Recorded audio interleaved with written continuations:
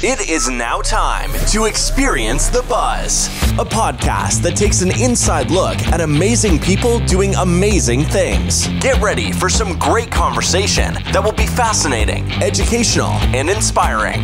We will also leave room to help small businesses in a big way. Now, here's your host, entrepreneur Steve Buzzard. Well, hello and welcome to this week's episode of Experience the Buzz podcast. My name is Mike Kenobi. I'm the producer of this show, and I cannot wait for you to hear this week's episode as Steve sits down with a guest by the name of Bita Ryan, a news producer who's gotten to work for a variety of different well-accredited news organizations. And I can't wait for you to hear not only the different kind of rogues gallery of folks that she's had the opportunity to brush elbows with, work alongside, interview.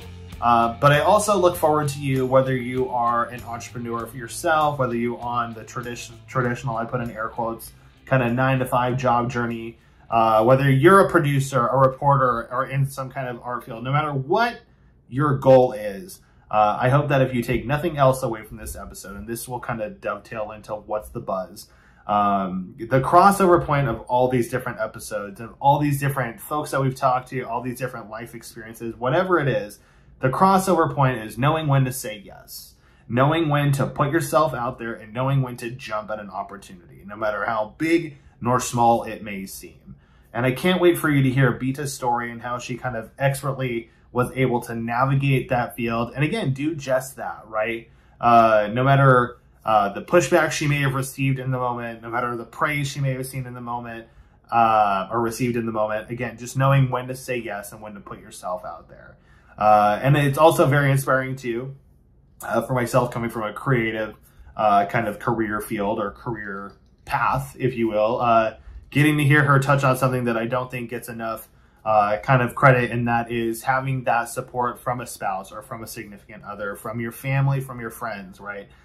Shocker, I know that support helps. But I mean, truly, when again, you're on this kind of career field or career path that can truly be all encompassing, getting those or having that sense of stability can just be immensely helpful. Again, I can't say enough about how obvious that statement is. But all that being said, I feel like I've talked enough for this intro. So sit back, relax, and enjoy this week's talking story.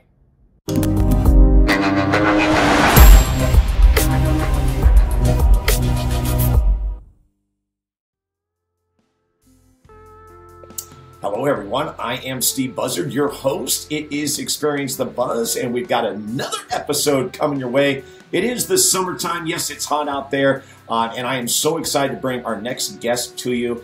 Listen, when you think of TV or radio, and you listen or you see the host, just so you know, there's always a great producer that's behind the scenes that makes that person who they are. And that's who we have on today, Bita Ryan. She is a producer for NBC News, but her journey, I cannot wait to share this with you. It's pretty incredible, and that's why she's on today. I've been wanting to get her on. She finally has been able to make time. She's a very busy woman. Bita, welcome to the program. Hi, Steve. How are you? I'm doing so very well. And listen, I had an opportunity to check you out on another podcast, although you were already on my list of people to talk to. I was like, I think it's amazing what you do because I love TV and radio, and that's what I was trying to get into.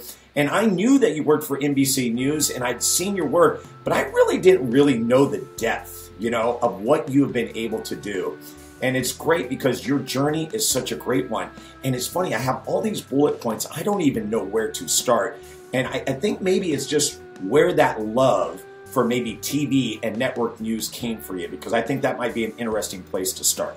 Sure. I've always loved television and pretty much news in general. I've always enjoyed knowing what's going on in all areas of life, right? So I was a very curious kid, and I'd watch the news. I remember Peter Jennings was a big presence in our living room every night.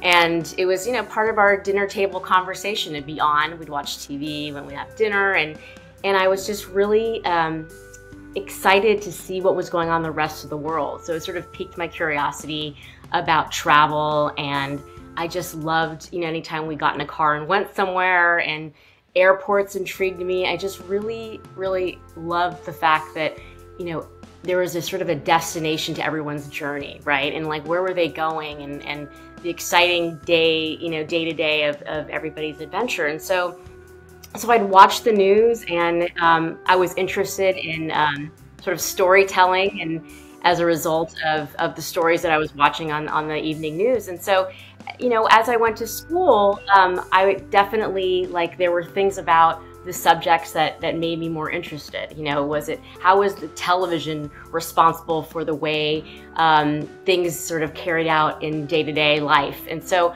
I don't know, it just seemed to be, the sort of my direction in high school. I would always take the video camera that was around the school and started interviewing people at, like, when we'd have, I don't know, was it any chapel performance or school performance, they'd put me out there to interview people. It just seemed to be sort of the natural thing that I fell into.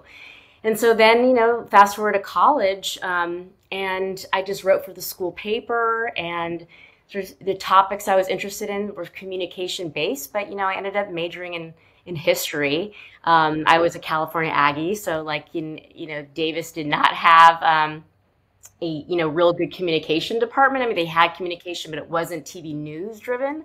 So I just, fell into it and wrote for their paper, and actually wrote for their sports department. So I was a big sports writer for them for a while. And somebody once said, like, the best writers come from sports because they have so many alliterations, and like, they're just really expressive. And someone said, if you really want to be in TV, you got to learn how to write. And I said, okay, well, so I sort of started that way and just developed an interest in television and writing. But I will tell you one thing that was fascinating about my upbringing is that a lot of people don't know this, but I still have the recordings today, is that there was a neighbor across my street, and we were both really into TV. And we built this like makeshift Oprah-like studio in our garage. I love it. And I grew up in a town in the Bay Area called Foster City, and we called it Foster City Today. And we'd go around our neighborhood and interview people, and we'd interview each other, and we'd have costumes. And so we were a little bit corny, but that's where I really got sort of that bug to that. I could do this. I can speak and interview, and it was fun. And then the earthquake of '89 happened. And that's when we actually put something on tape that was real. We went around our neighborhood and interviewed people who experienced the earthquake, because that was a pivotal moment in the Bay Area, as you remember. So that was like the first time I really got people's real stories. And I as a result of that, I then, decided, well, how do you get on TV? How do people do that? It's really, really hard, Steve. Like, it's, you have to know somebody to do these types of things. So I just wrote to all these reporters in town, KRON, KGO, and I just watched them on TV and wrote them letters and said, how can I meet you? How can I do what you do? And lo and behold, a couple would email me back, write me letters back, and they would say, hey, just call this number and we'll give you a studio tour. And that's what happened. I'd go and meet people and, figured out I have to get an internship. So really, it's like, that's the sort of the process, is one thing led to another, and you just got to, find the right door to get into. Here are the three words that I get from just exactly what you said: curiosity, enthusiasm, and proactive. Like, you were making the moves and saying, okay, what do I do, right? And you're so right, and that's why there's such a connection between the two of you, or the two of us, is because I had that same dream. It was like being in TV was going to be a thing. I ended up going the radio route, and what's crazy is you ended up going the producer route. So this is a great thing, because now I'm going to lay out the resume, because we kind of did this in the intro prior to the start of this interview, but I'm just going to say names, and people out there, you let me know if you know these names. I don't know, Tom Brokaw, Lester Holt, Willie Geist, Brian Woods. I'll just start there. Well, Bita's worked for all of them, okay? And that's what she does. And so that's where we get into, okay, she did make the move, but how did she make the move? Went to UC Davis, didn't work out there, but you figured out something that, well, wait, I could get a master's. Tell us what happened from there.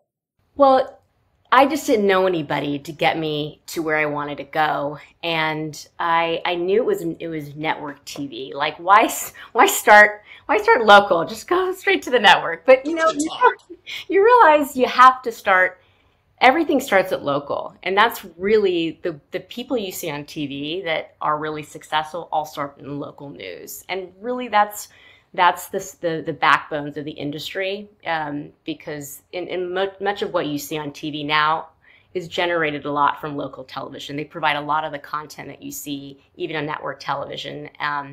And they work their butts off. And I have so much respect for anybody in local television, especially people who start there. So that was what I was familiar with. And when I graduated from UC Davis, I knew I had to get a job.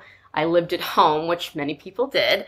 And I thought, okay, well, the TV is sort of like, well, how do you make money in that? So I really need to get a real job. So I got hooked up with in a paralegal position in San Francisco. So a friend of mine's father was a partner at a firm, and she said, he's got this opening. Why don't you do that? And I said, all right, that's great. What a great opportunity. Living, working in the city, living at home. I can do this. But I got to say, did not love it. It was one of those, I couldn't wait to clock out. No offense to my good friend who may be listening to this, but it was a fantastic job and loved where I was. But it was just mind-numbing, redacting documents all day and just really waiting for that clock to tick to 5 o'clock. But what I ended up doing is I ended up applying for an internship at KTVU in Oakland. And I was out of school, so they wouldn't hire me, so I had to enroll at a junior college to just get the credit so that they would hire me. I didn't even go to the class.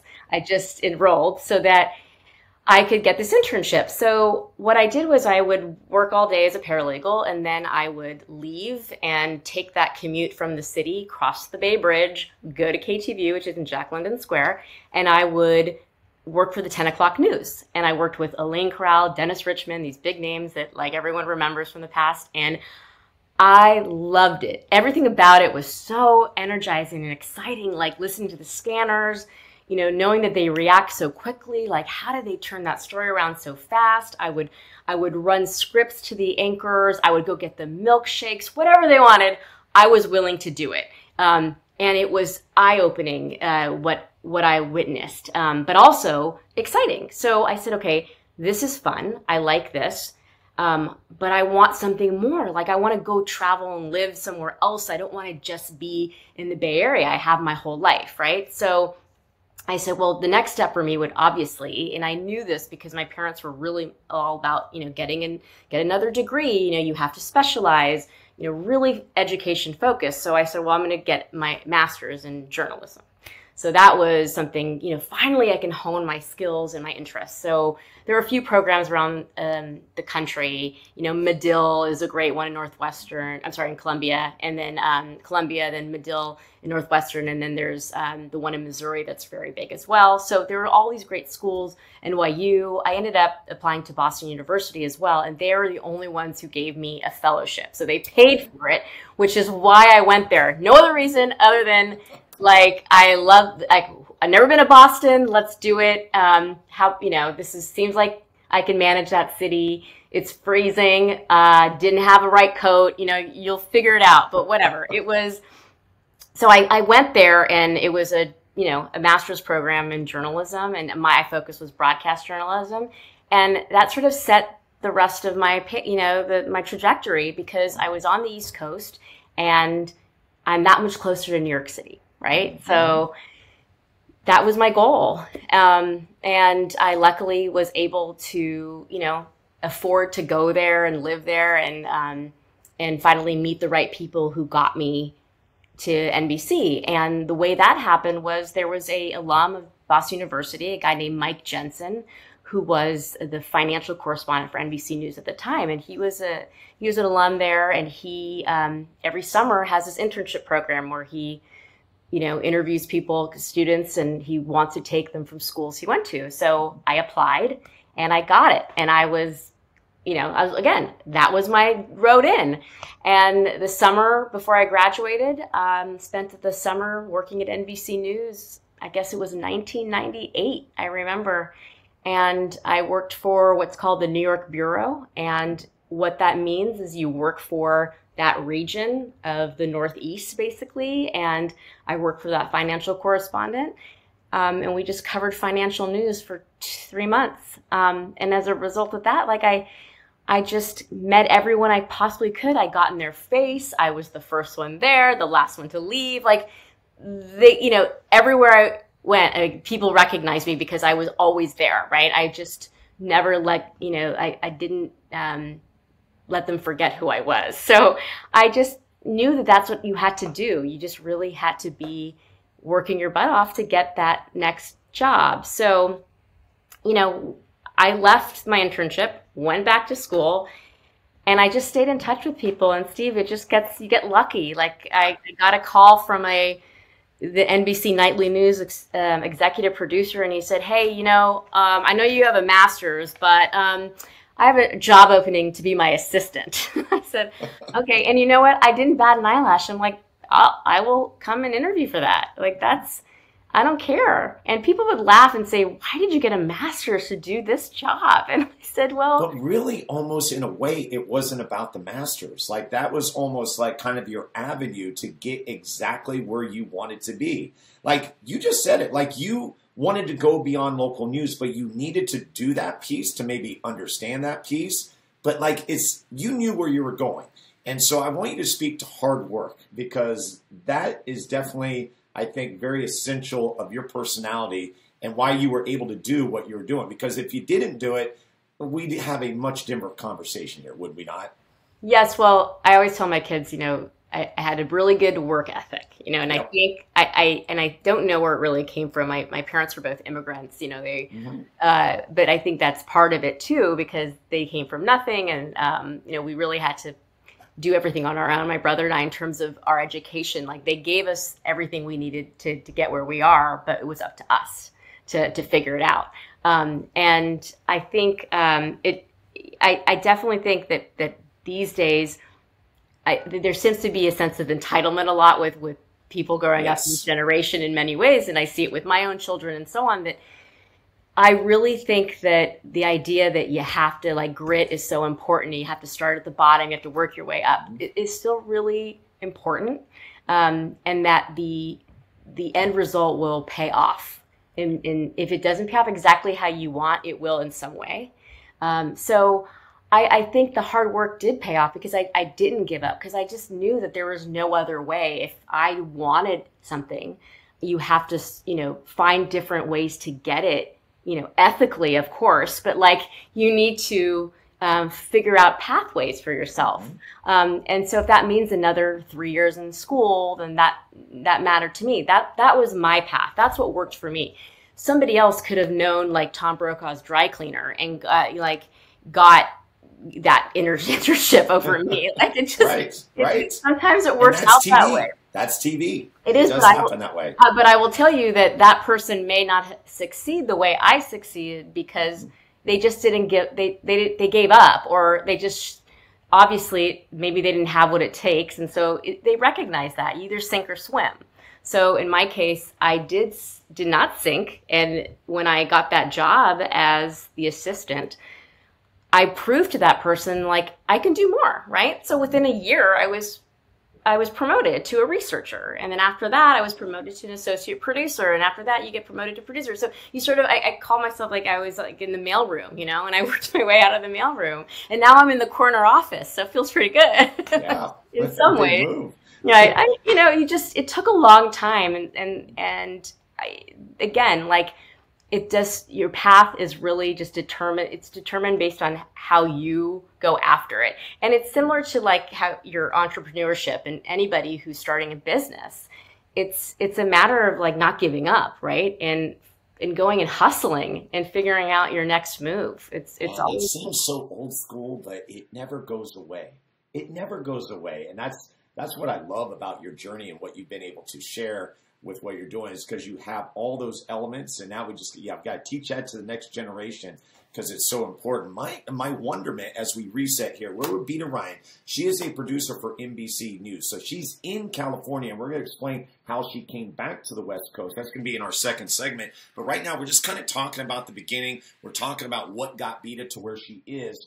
I am curious, because you were talking about, doing the shows as you were growing up and acting that out. When did you get to the point where you said, okay, I don't want to be in front of the camera. I like this behind the scenes thing maybe a little bit better. Where did that take place? Probably in graduate school because I did make it, a lot of people to go in front of the camera, you have to make a tape. You've got to go in front of the camera, read a script and so. I'm laughing because I'm remembering my tape and it was, I can't imagine. There's a reason why I didn't get hired. What did they say? Face for radio? No. Yeah, something like that. A couple of times. Yeah. Well, and it's a really brutal business, television news. And you really, you have to be forgiving of yourself. And I don't know, I just never felt like that was my strength necessarily, that I didn't have the confidence at the time to think that that was maybe what I wanted to do. I don't really understand or remember if there was an aha moment for me and why I wanted to go behind the scenes. But I also know that it's not like they're both, mutually exclusive. And I'll come to that when we talk about what I do now, because so much of the job is a collaboration and you don't have to have one without the other. So I feel so involved in the stories I do, even though my face isn't on it. And oftentimes I consider myself an off-air reporter. And that is just as fulfilling, I think, as being in front of the camera. It may not be as lucrative, but it's still very fulfilling. And many people know that the brains behind the operation, as you said, are the people behind the scenes in all shapes and forms, not just, the producer, it's the crew, it's, the writer, everybody has a part of this. But I think in grad school, we would have a team. So I had a partner and she and I would go out and do stories. And it just felt like the rhythm was better when I was shooting and doing all the other stuff and she was in front of the camera. Just certain people have different kind of skill sets. And I think she was better at that. So we fed off of each other and made a good team. But she went off and made a tape and became some real big star in Florida as a reporter. And I took the behind the scenes route and it ended up working out for us. But again, they're both totally different, but very similar in many ways, because if I were to have a camera in front of me now and something happened, breaking news, I think I could do it. I think I could. You do it too, absolutely. But I understand what you're saying. It's like you find your path, okay, and you found your path, and here you are, you're in New York, it's network news. Why take me to the pinnacle of all that? Because you were there for, what was it, 6 or 7 years or so? No, 10. 10 years, okay, and we can let people know you've been in the business for 25 years at least, right? 25 years, that is such an accomplishment, especially in network news. And so being behind the scenes, I think that's what's giving you the length. But tell me some great things that maybe happened within that time that you were in New York before we start talking about getting married, family, coming back to the West Coast. I worked my first job, was with NBC Nightly News under Tom Brokaw's tutelage, and he was just, larger than life, right? So having him as the person who ran the morning meetings, and you're sitting there in a room with Tom and that voice. Yeah, 15 other people. It was always, I had to pinch myself, like, this isn't actually happening. Right. I became one of those producers that often worked with him. And it was very strange, but it wasn't a big deal at the end of the day. It was just, we were all the same. He treated us like everybody else. It was really phenomenal to watch him in the field and work with him. And I was really lucky. I had the real privilege of working on one of the bigger stories that I've worked on in my career that is very memorable to me. It's one of my favorite. I've done 3 profiles on Michael Phelps. I went to my first Olympics was in 2000 in Sydney. And, the Phelps profile is one of my favorite because not only did I work with Tom, but I got to know his family. I've, got to travel with him and go to his home. And those were assignments that just blew me away that I know I couldn't have done if I didn't follow my, path and dream to go and live and work in New York, because those are the opportunities you have. So working at NBC has allowed me to do things that I would have never done if I stayed in California, right? And work for something like a local station. Some people get to do that and have those opportunities, but I this was really a front door to that.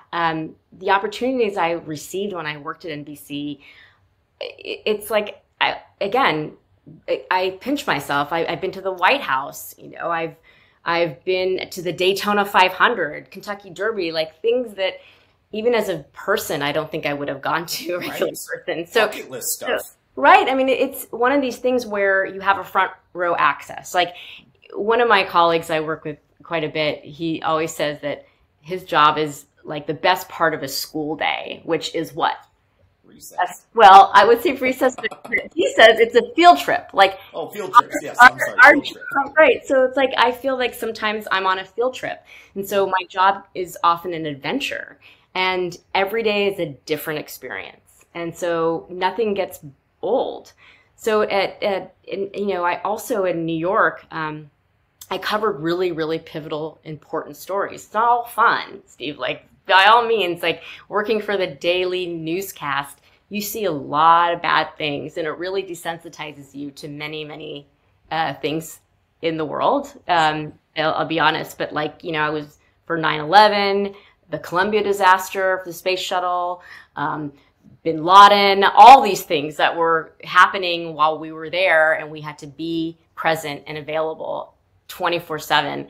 I mean, there's a lot of bad news that we cover too. So I was in New York at like really, really important news events for, so to be able to be a part of those stories has really it's really changed who I am as a person too. You can't be unaffected by those types of experiences. So by you just saying, like I get goosebumps, it's like, it's a goosebumps thing. And I think anybody that's a news junkie out there right now, they're geeking out over this conversation, right? Like that, this is such a unique opportunity. And I have to ask you, like, just, does it feel surreal? Is it that surreal moment? Like you were talking about Michael Phelps, and you were on a podcast last May that was Network News on Location, which they're in that kind of field. But you were talking about being in Michael Phelps' bedroom, filming when he was 18 years old, and probably in your mind you're going, this is crazy.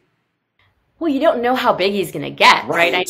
I knew he was big, but yeah, I thought that this is, you almost think like this person could be your little brother, and his mom and I could be, or his sister who is still a friend of mine, actually. We communicate quite a bit sometimes on social media, but we were actually friends. These people are just like us. I mean, to be cliche, but it's really amazing that, but my job is not to be so, taken by him as a star, but to make sure that I show the public Michael Phelps is an actual young 18-year-old boy, and like what makes him tick, like he's just a normal kid. He had a bunk bed, for God's sakes, like, these types of things. So I have to also compartmentalize and tell the story, right? And not think, oh my gosh, here I am next to the heads of state, or, George W. Bush, or whoever I see and have been in,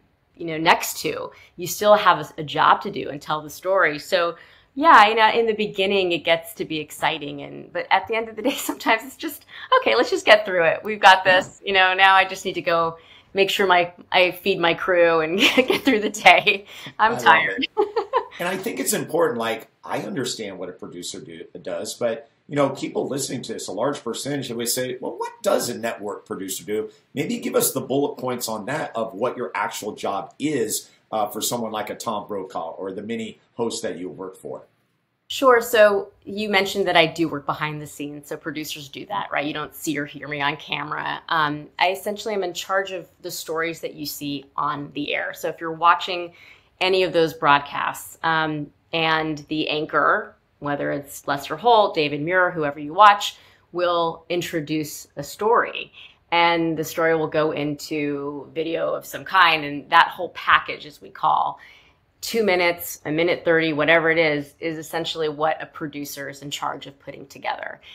There are different forms of what a producer does, right? They work in the edit room, they work in the field, but essentially if I were to get a story, I'm in charge of the logistics and editorial. So anything that you see in that story is really something that I'm in charge of putting together. Finding I mean, it starts with the pitch, right? And then finding the elements of the story. The elements of the story being who are you going to interview? And then once you interview them, well, you have to find a camera crew to interview them, get that camera crew set up, go to the person's house, whatever it is. Then you get the transcript. Then you work with the reporter on putting the script together. And then once you get the script together, you get the voice of the script down for the editor to put the pictures together with what they've just written. And it's all under a very tight deadline. And I will tell you that people have no idea what it takes to put 2 minutes of a story together. When you seems like nothing, right? That is not the case. Not at all. I mean, you will get an assignment, say, you know, now that I'm on the West Coast, so it's 6 a.m., so 9 o'clock, right? They assign you the story, and you have till, if we're talking Pacific time, 3:30 that evening to have that all done. And it happens every day. And we don't get a day off, meaning the news does not take a holiday. So, okay, and so within that then, breaking news. Obviously, you've dealt with that a lot. How does that aspect work when you have something in place, but we're going to take a right turn this way? Well, I always say to my friends, every plan that I make is always like a soft hold. Like I I never can commit fully, and it's gotten better as I age, of course. Like I'm a little. I hold my ground a little bit, but when I was younger, you know, you just were a slave to your job. And still to this day, though, I have what's called a go bag in my car.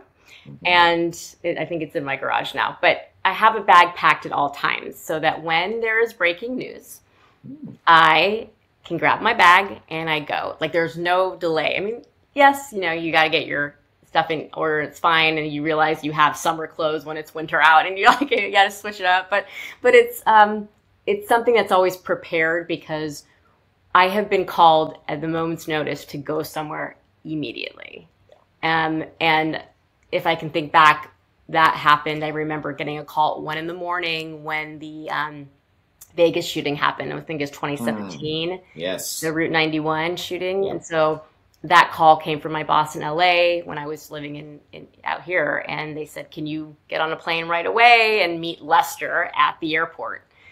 And you guys are going to work together on this shooting." So you don't even have time to process. Like, what are you talking? What story is this? What's happening? You just know you have to get up and go. So yeah, breaking news that could happen at any time, and it's happened quite frequently in my last 20 years. So yeah. Oh man, I just love this stuff. I'm like, can't wait to talk about this stuff. And I think it's good too to kind of outline what it is that you do so that people understand the gravity of, first of all, what you deal with, but then what that you're responsible for. You're responsible for so much. And we've mentioned the host that she's worked for. We've mentioned some of the big stories. The Olympic Games, you said 3 presidents, you've been to 3 Olympics. I mean, you've done a lot. You've done a lot. And so the big question is, what happens then when we get married and have family? And guess what? That's what we're going to talk about on the other side of our break. And so glad to have Bita Ryan on with us again, producer for NBC News. She's here in Sacramento. Her family lives here. It's great.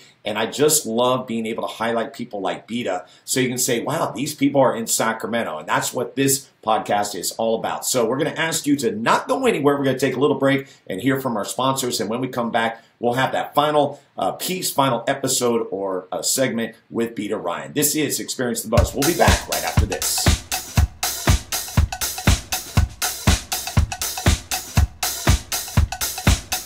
All right, first segment in the books. Man, what a great conversation with Bita Ryan. We got segment 2 coming your way, I should say, around the corner. It is now time to thank our sponsors. We got the big 2. Big thank you to R5 Stitch and Print and, of course, Pit Boss Jerky. They have been with me since day number 1. That's right, 100 and I believe now 26 episodes. And so a big thank you to Troy Rousey and, of course, Joe Green. Troy Rousey is the leader. He is the owner of R5 Stitch and Print. All your printing and apparel needs, get them at R5 Stitch and Print. This hat right here, boom, done at R5. A lot of work that I've had done, R5 Stitch and Print. Why? They've got high precision stitching and apparel machines They can do anything that you can think of. If your mind can think it, they can probably do it. I usually think in terms of just simple stuff, t-shirts, sweatshirts, whatnot. The best thing that I do like is that they have an in-house designer. I believe her name is Grace, right? Yeah, Grace. And she is amazing because just, for example, I had a project that I had to get done for the school that I'm going to be teaching at for 1 year. That's another story to be told. And I reached out to R5 Stitch and Print. Boom, they got me some mock-ups of some t-shirts. And I'm telling you, that is what I like. I love the visual stuff. So again, if you want to check them out, and I encourage you to do so, r5print.com, or you can call it 916-454-3773. They are local, and they are Sacramento owned. Now, we go on to Pit Boss Jerky. Big news for Joe Green. You know, it used to be 13 flavors. Now it's down to 11. And the big news is that Joe Green is no longer making beef jerky in his own home. That's right. I believe he sold some of his what do they call, smokers, because he has got a manufacturer. This is big news, which means the labels are different and a manufacturer takes care of everything. But yet, the beef jerky is still incredible, right? Just done by a manufacturer. And here's the deal. You can still order by going on the order board, and that's 916-769-6807. There is a website that is soon to come. I know we've been talking about it for a long time, but Joe promises me that it's around the corner. And in fact, some great flavors, including raspberry apple chipotle, and island teriyaki, and Buzz Experience. That's right, we changed the name. It was Experience the Buzz, but the new label now says Buzz Experience. It's kind of a fruity, kind of mildly hot flavor that's pretty good, along with some other great flavors: pepper garlic, Pit Boss Original, Sweet Summer, Honey Gold, Sweet and Smoky, Little Heat, Urban Smoke, and Big Heat. I think that's all 11 right there for you. So again, big thank you to Troy and Joe, and both of their stories are told right here on Experience the Buzz. You can catch them in episodes 26 and 25. It's kind of going backwards there, but Joe, his story is episode 26, and Troy Rousey's story is episode 25. So that is a big thank you to our sponsors. Now let's get back to our conversation with Bita Ryan, award-winning producer for NBC News that lives right here in Sacramento. Like what you hear so far? Make sure you never miss an episode of Experience the Buzz by clicking the subscribe button now. This podcast is made possible by listeners like you. Thank you for your support. It means everything. Now, back to the show. Welcome back. It is Experience the Buzz, and we are speaking with Bita Ryan. She is a producer for NBC News, worked in the network part of it when she was in New York, went to UC Davis, got her master's at Boston University, did everything you're supposed to do in this industry. Started from the bottom, worked her way up, and she's doing great, as we heard in segment 1, with her life in New York. It's crazy. She's enjoying it. And before we talk about the transition, I did want to ask you, which I think is a very important part for people to understand, the energy of a newsroom. Can you describe that for us? Because I'm sure for someone in your business, when we think of athletes playing in big games, it's got a similar thing, doesn't it? It does, and I miss that energy because so much has changed since COVID. Yeah. But working in a network newsroom in the epicenter, the mothership, as we call it, at 30 Rock, it was really exciting because so many ideas were being thrown around. You're sitting in cubicles at some people have offices, but around 4 o'clock, because the news airs at 6:30. People are sitting in the newsroom, so everyone has their little pods and they're throwing around ideas and so on. Monitors all over the newsroom, right? So you see what everyone else's work, all the other stations are putting out there. There's clocks with different time zones. I mean, it's sort of broadcast newsy, if you remember that movie. Yes, I remember that movie. That was a great one. And 2 floors up is the edit suites, where we're literally running with tapes in our hands, trying to make it with these beta tapes going into these 3/4-inch decks. And that was before everything went digital, of course. But there's nothing like that energy. I will say that there's a lot of swearing. So if you don't like that. Were you a cusser, Bita? No, I was privy to a lot of cussing. Let's put it that way. Privy to a lot of cussing. That is a great answer. So you hear, and the newsroom culture has changed a lot. I mean, back when I started, there were a lot of men in the business. Now I would say there are a lot of women that run the show, and it's really nice to see that sea change a little bit and shift. But yes, it is a lot of adrenaline, a lot of people running around at times, but then sometimes it could be really, really quiet because people are just concentrating on their scripts and so on. But yes, that is the kind of energy I love. And being in a control room is even more exciting when you're watching a live broadcast and things don't go right and you're sitting there like waiting for them to make a decision and having to think so quickly and making a decision and watching that director finding the shots and rolling the cues, and just, it is really something to see. And in the past, they would have like a glass screen or behind the control room, and I'd always bring guests in to see and watch, and it was one of the most exciting things to be able to witness. That's where you hear the cussing. I will tell you, Steve, if you can. The cussing is there, no matter what you say. Now, I'm just kind of like dropping things as we go. We want you to know that Bita is an award-winning producer, right? She has won awards. Has an Emmy, 2 Edward R. Murrow Awards, which are the biggest awards in broadcasting, 2 National Headliner Awards, and 2 Peabody Awards, okay? She's done great work. And so that's why it's very exciting to be able to have her here to just tell her story.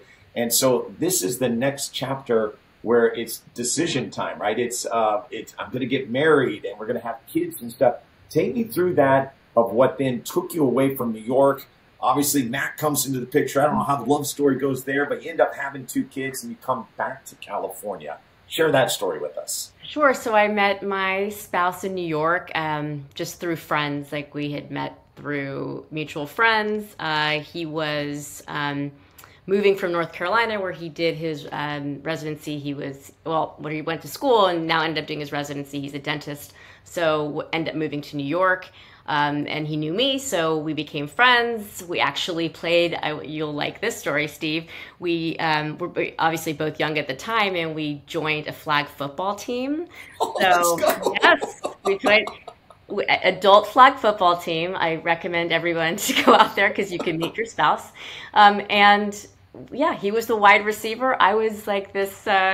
I was on the line, and I was notorious for sacking. I was actually pretty good at it. It was pretty funny. And anyway, we just got to know each other that way, and we just knew that eventually we wanted to move west. I think having our families out here, having children, it's important to be by your parents. We think it's important for the kids to be by their grandkids. So I was, at the pivotal point in my career. I was doing really, really well. Things were going great. But having a baby changes things, right? So at that point, I will say it was challenging for me to figure out how to do both. And I knew that we could not raise our son in a 500 square foot apartment in Midtown Manhattan. It just was not ideal. And we did it for a year.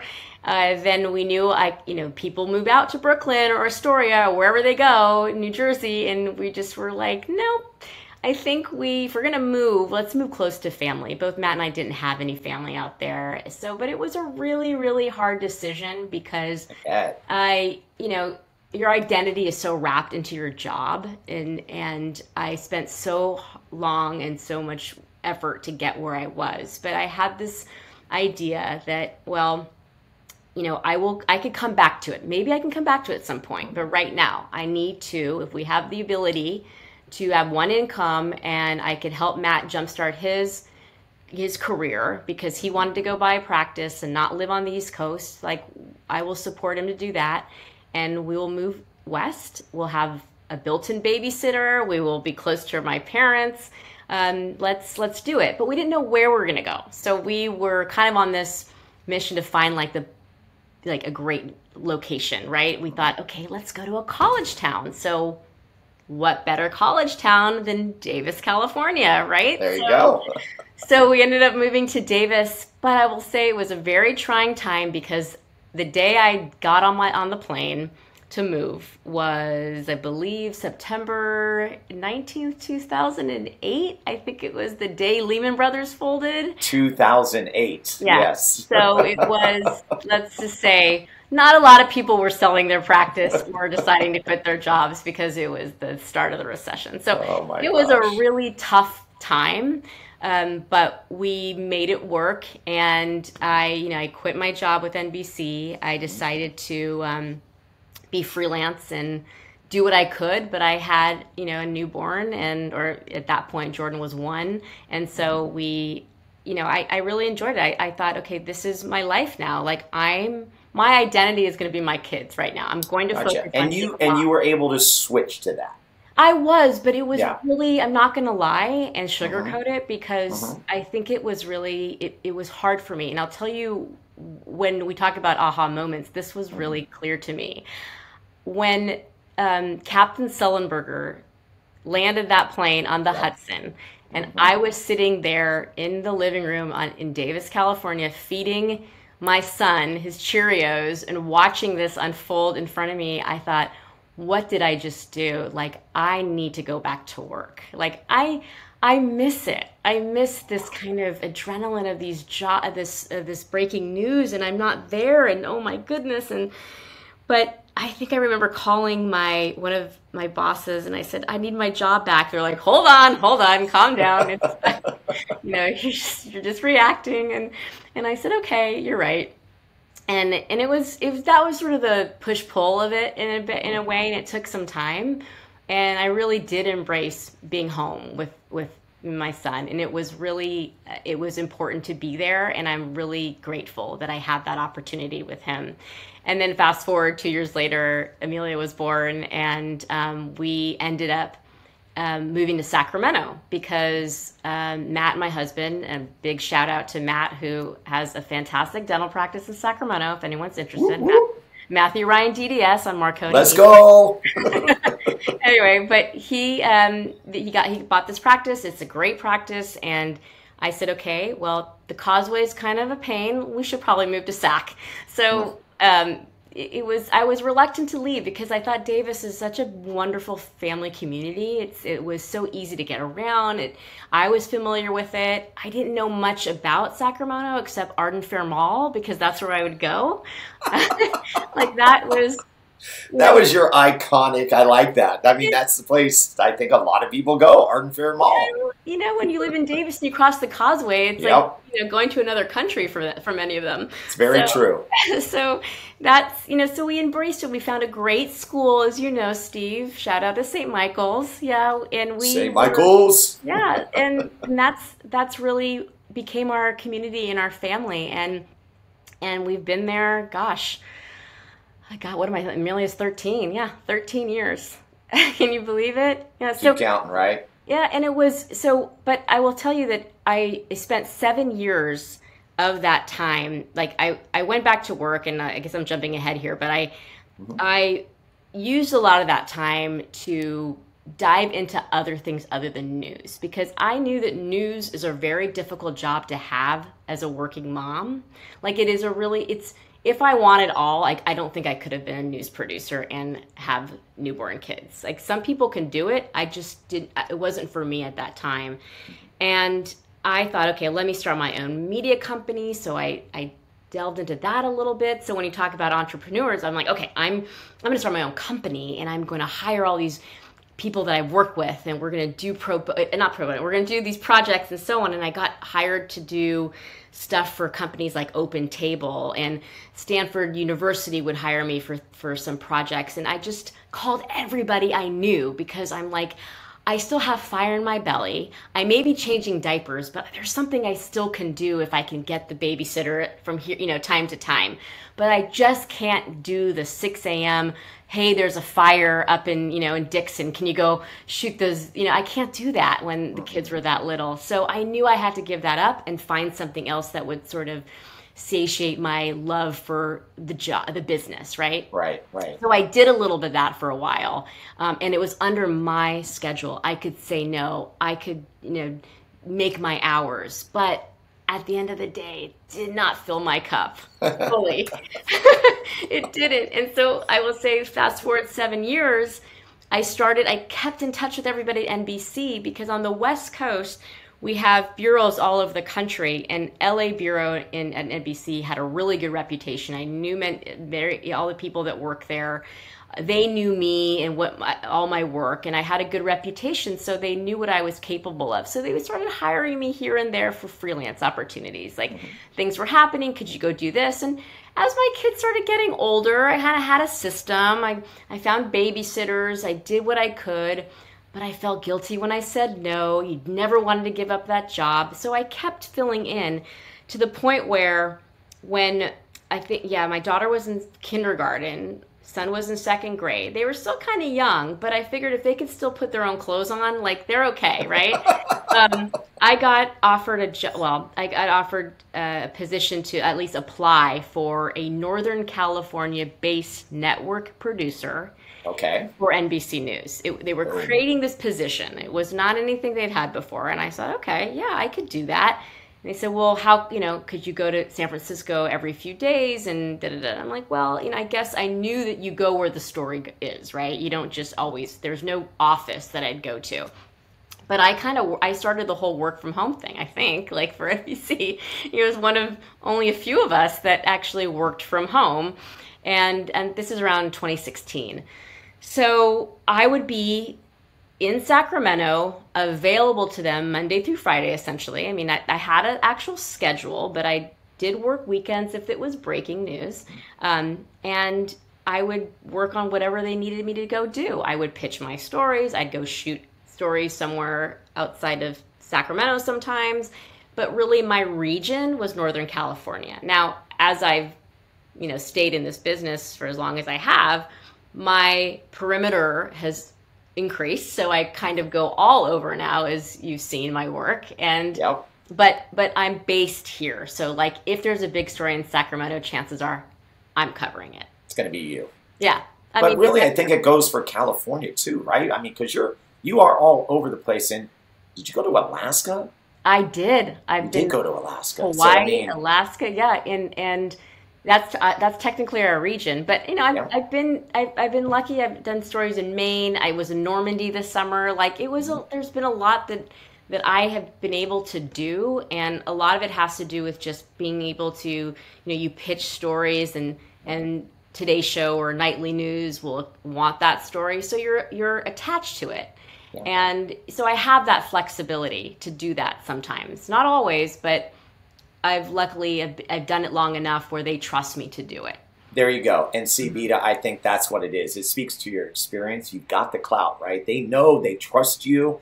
And it's like you're saying you're not only doing stories, you're pitching stories too. So there's a lot of, I guess, leadership that you have and that trust factor that I think is absolutely huge. And so I have to ask you, though, like when you were getting into it, did you feel like, okay, I'm back? Or did it feel as good in a different way than when you were in New York doing what you were doing?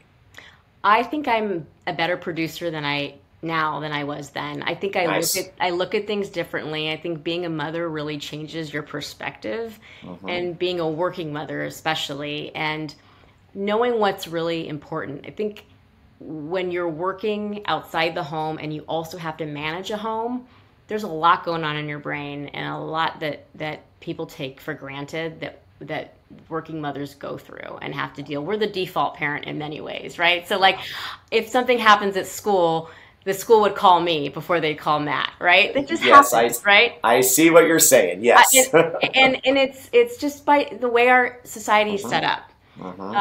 And I felt there's a lot of guilt behind that too. I think, there were times when I couldn't pick up my kids from school or go to these events, and I've really wrestled with that. And I think a lot of working mothers still do that. And we have to just not beat ourselves up, because I think it's becoming more and more accepted that mothers are working more and more, and it's okay to do that.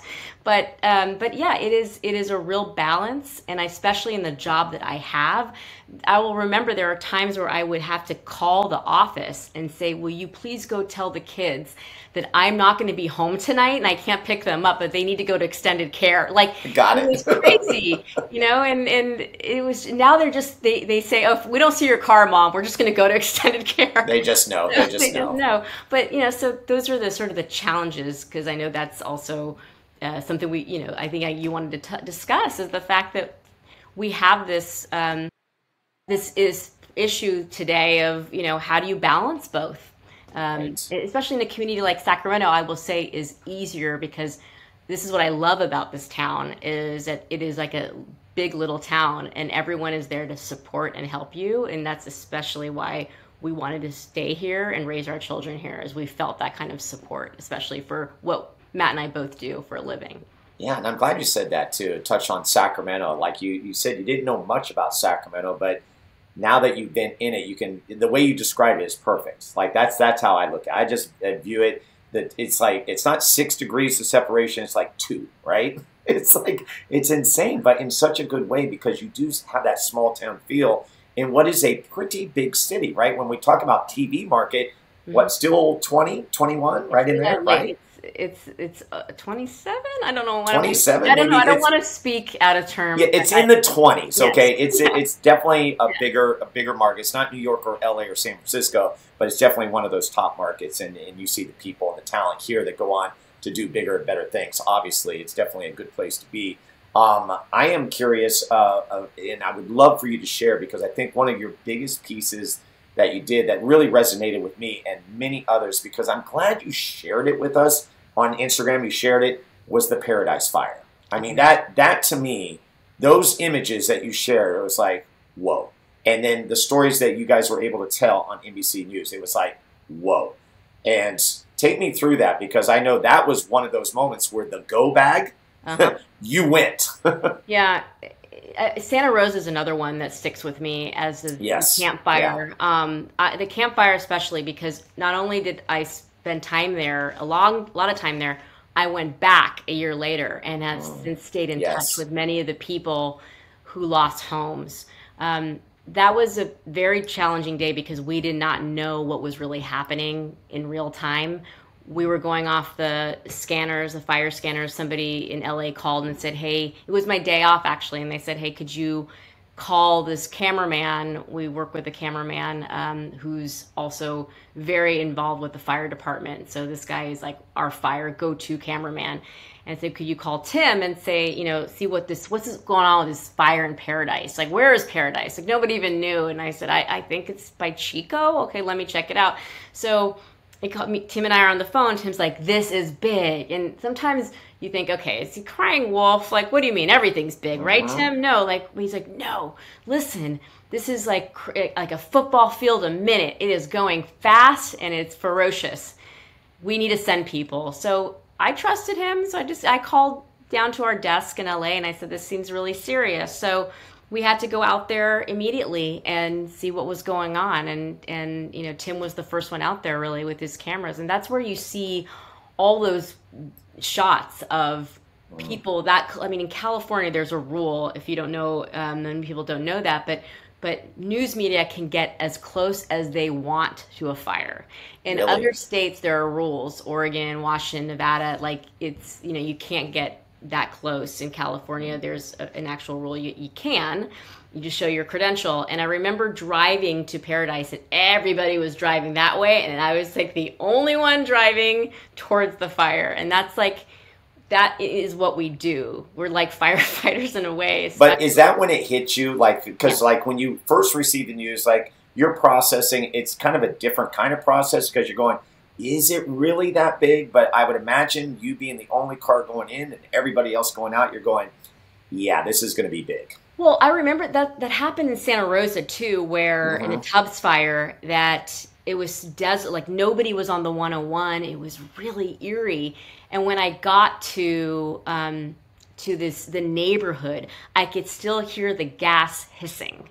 And I was really worried, because I hadn't covered that many fires back then for Santa Rosa, that it was actually going to explode, and I was going to be standing in this neighborhood and the fire would explode underneath me. It was really scary. I didn't know what to do, and all I knew is that we had to continue rolling our cameras and shooting all this stuff. That is the sort of the risk that you take, and you also don't know how dangerous the smoke and all the fumes are. And we're trying to wear masks at the time, but you're trying to talk and you're not really wearing your mask, and it's not safe. But those are you're under really difficult conditions. Often what we do is, I mean, we're not being very safe, but we're trying to be safe, but we're trying to tell the story too, so that we can give the viewers some idea, like, is their house okay? Like, people are actually really tuning in to see what's going on, and they're relying on our coverage for that. So I feel very, responsible when I'm there to be able to give back that information. But yeah, it is daunting to know that, but there's also, you're running on adrenaline. You're like, okay, I could get this. And I know after covering a dozen fires, when it's safe and when it's not safe. And let me be clear to your listeners, is that we are all trained to do this. Like, I go through extensive training yearly to cover these stories. I go to, it's called heat training, where you go and they simulate disasters for you, so you know how to respond. Also for protests, we know what to do. We all travel with the right gear. So I'm wearing those yellow jackets that firefighters are wearing. I'm wearing gas masks. I have those tools. I have a bulletproof vest. Like, I have that. So we know what we need to bring with us in certain situations, and we're very prepared. And I'm around very smart people that we're not going to get in trouble and be stupid when we cover it. Yeah, the Paradise Fire, I think the most powerful thing outside of the event itself is what you did do a year later. See, a lot of people forget about the follow-up, and that's a very important thing in journalism, is that, yeah, you have a story, but what happens 6 months, 1 year, 5 years, 10 years down the line? Those are the stories that I like best. Oh, Steve, I got to tell you, one of my favorite stories is covering the football team, and they had a winning season the year later, and it was so touching to follow their journey. Also, to talk to a family that I had met who lived in a trailer for an entire year. There were 4 kids, basically a family of 6, living in a trailer, and just seeing how, despite what they're going through, how joyful they are, and what a wonderful family they are, how they appreciate every moment of being alive. And those are the types of stories that inspire me and can make me think, okay, we are so fortunate, right? So they were so gracious, but what I ended up telling in that story is that they were trying to find another place to live. They don't think they could ever come back to paradise, because what's happened so much with these folks who've lost their homes is they've become climate refugees, right? They have to, they can't deal with this anymore. It's too unpredictable to live in a climate that it might happen again. Yeah. And then they ended up moving to Texas, this family. But we Zoomed with them a year. Actually, even after that, we did another story to see how they were doing, and they were having a great time living out there and having their new life. But that is a big part of the story for me, is the meeting these people that affected me and staying in touch with them. And so many people are always shocked that I continue to follow up, and I'm actually a human being that really wants to, cares about them. Yeah, and right. I've met some really good people and have remained friends from a lot of these people I've met in really tragic situations. Well, one thing I wrote down that I think describes you, as I was listening to the podcast that you did before preparation on this podcast, is attention to detail. Like your attention to detail, you're personable, and like you said, you care enough to just go the extra mile. It started when you first got in the business, and guess what? You're still doing it. So as you take this body of work and you could speak to someone, whether it be a mom or even just a woman, because you are a trailblazer in this business. I don't think people grasp that too much, but I definitely want to get that out there. What would you say to them? Like that entrepreneur mindset where you said, I've got 2 kids and this, and I've got to make decisions and transitions. I would love your pearls of wisdom. Well, I didn't coin this advice, but I'd like to say it and repeat it. I think maybe it was Michelle Obama, but you can't have it all at once, basically. Or you can have it all, but not all at the same time, is really the saying. And that seemed to be the case for me. It is really challenging to do, I think, any job and put forth the effort in everything 100%, because there's so much you take for granted that's happening around you, right? We're all humans. There are extenuating circumstances that everyone's doing. But all I can say is, if you choose something that you're interested in, something that you love, then the good will come out of that. Meaning you'll never have to work a day in your life. Like, that is a cliche saying, but it's so true in that I truly love what I do, so I don't even look at it as work. Everything else is extra. I just need to figure out how to make them all work together, right? And so you don't have to sacrifice your family and anything else. You just have to find the support to help you do that. And I'm so lucky that I could not do this job without the support of my spouse. Like, if Matt wasn't who he was and wasn't home all the time to take care of the kids, because if you don't have a spouse who's all in it to help you and is present, then it's not going to work. So I would say that, really choose who you surround yourself with to support you when you're trying to do what you need to do. But for this job specifically, like, a lot of young people ask me, like, what is your advice? What do you think? How do I get involved in this? And I think what's got me going and kept me energized through these years is just staying informed and asking questions, because that'll continue to generate like my interest in what I do and keep me going in all these years, because there's always something positive at the end of it. Even if it's excruciating and it's difficult and you're finding, that nothing's fair in this world. Why is this happening? There's something good at the end of the tunnel. Like, it really is. Like, you have to look for it. So I just think that being positive and just, looking at the outcome is something, really significant, that you've accomplished all this, and be really proud of what you've accomplished. Like, it's really valuable that we continue to like push ahead and keep working, because everyone's got something really valuable to contribute. I love that. Lastly, I have to ask you, your children now a little bit more grown up, right? What are those conversations like? I'm sure they're very proud of what you have been able to do. And I'm wondering, like, what do you share with them? What do they know, kind of thing? And what's their response to what you do? Well, like any teenager, they don't really care to talk to you. I mean, they're not that excited. Should I ask you this in 10 years when they can look back and reflect and like, oh yeah, my mom, yeah, she was really great. We just want the free tickets to Universal Studios. But, I hope, honestly, like, for so many women who go back to work, you're hoping that you're going to lead it as a good example to your daughters especially.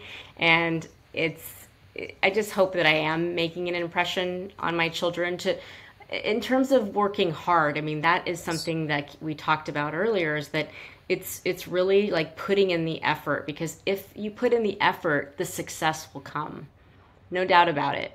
Whether it's an A on, your test or whatever, it's like, if I work hard and I get all my ducks in a row for my story and I plan ahead, and if that doesn't go right, then I'm looking ahead and I can pivot, then nothing can go wrong, because I've already have a plan in place, right? Mistakes happen, but learning to adapt and be a better version of yourself the next time, that's fine. You learn and you move on. It's not, what I do is not brain surgery. I couldn't do that, but I treat it like it is, right? Because if you go into your profession, like, it's the only thing you've got going, like you put 110% into it, then you're not going to fail. You can't, so absolutely anyway, great. That's what I try to tell my kids, Steve. That's good. And now we've got it recorded, and you can play it back. Well, Bita, this has been a true blessing. I knew it was going to be a great conversation, but what's really nice for me is I've known your family for so long, right? I've been all those years that your kids were at St. Michael's. Amelia's now in 8th grade and everything. Will be class of 2024, which is just amazing. But getting this aspect is great. Like, I knew what you did, but you really have enhanced it for me and just has given me a deeper appreciation. And that's my hope, is that, yeah, I'm the host, but I hope for listeners out there, they can really get something from this and say, wow, that is cool. And then whatever they can do with it, like you said, a positive thing, then that makes it all worth it. So I appreciate you taking the time. Absolutely, Steve. Thanks for having me. I hope, it was valuable to your listeners. That absolutely was. Absolutely. So she is Bita Ryan, again, award-winning producer of NBC News. We'll put all the information down in the show notes. We'll even put a show note down there for the dental practice for husband Matt. We got to give him some love too. But we're going to take a break and come back with a final word right here on Experience the Buzz. Don't go anywhere. Like what you hear so far? Make sure you never miss an episode of Experience the Buzz by clicking the subscribe button now. This podcast is made possible by listeners like you. Thank you for your support. It means everything. Now, back to the show. What a great conversation. Yes, I love it. I love what I do. I mean, it's amazing. I'm like, my hairs are still standing up. Some of those stories that Bita told, just incredible. And I say this not just as a person who admires what she does. She's in the business that I wanted to be in. That's right. I wanted to be in TV and, ended up going the radio route. But all the things that she's talking about the hard work, about starting at the bottom, about the internships and moving up, finding your lane of what you're going to actually do in this career was so exciting to listen to. And it's so great to see the success that she was able to have. And then on top of that, be able to make the transition to quit so that she could get married, raise a family, and wouldn't you know it, she gets back into the business. And as she said, she is a better producer now than she was in the early days. And that just speaks to experience. And again, like I mentioned, the clout that she has within the spectrum of people that she knows in this business. Tom Brokaw, Lester Holt. I mean, that's pretty impressive. She's worked with some really, really good host out there. And so continued success to Bita Ryan. I know she's going to be doing this for quite a while. You can see the fire is still in her belly, and I love hearing that. And so another episode in the book. So glad you can join us. And of course, trying to come to you on a weekly basis. It's summertime, but we do have a lot of great interviews that have been lined up and will be coming your way right here on Experience the Buzz. So that's all I got for now. Talk to you next time. Goodbye, everyone. Thank you for joining Steve this week on Experience the Buzz. Steve would love to hear from you. Leave a review or contact Steve directly with any questions at scbuzzard@gmail.com. To see the other adventures of Steve Buzzard, be sure to visit buzzardball.com.